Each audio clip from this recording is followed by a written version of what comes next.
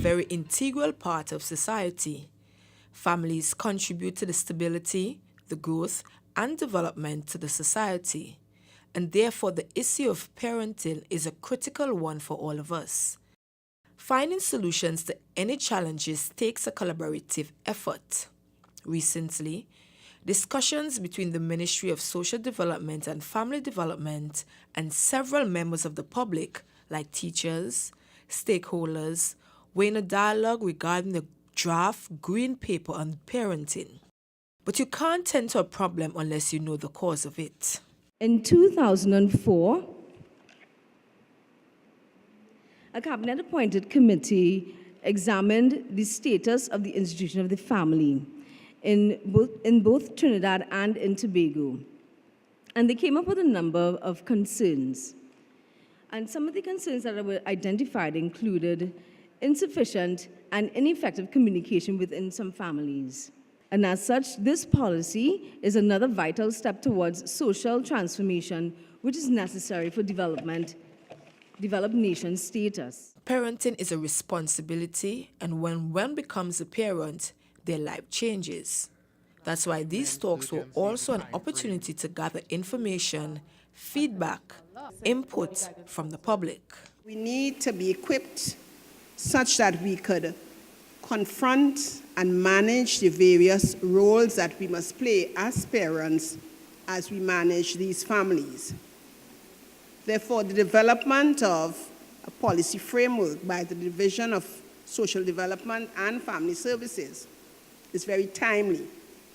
It's timely because it allows us to make our contribution to the shape and form of this policy. We all can agree that some parents have challenges in carrying out their duties when it comes to parenting. Those who were in attendance offered their contribution in aim for improvements to help alleviate parenting issues in Trinidad and Tobago. How to balance work life with parenting. Parents no longer send their children to Sunday school or think it's important to have a spiritual development. So part of the parenting problem that we are having in Trinidad and Tobago is lack of spiritual development for your children.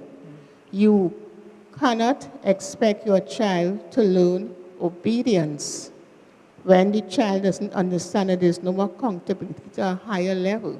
This concept of discipline versus punishment. Yes. Because we've grown in an era where you punish.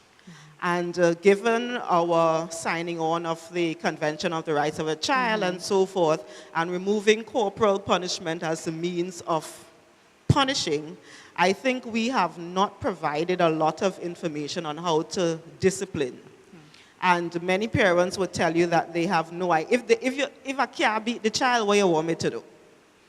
Is something that comes up quite a bit, and we need to pay special attention to helping parents and also helping teachers, because that is something that I have come across quite a bit too, where even the teachers are now telling us, well, they say we can't beat the children again, but so what you want me to do?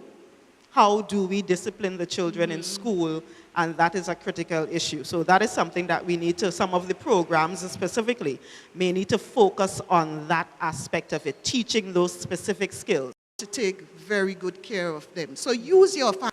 Whosoever you have around you as your family, let them work for you.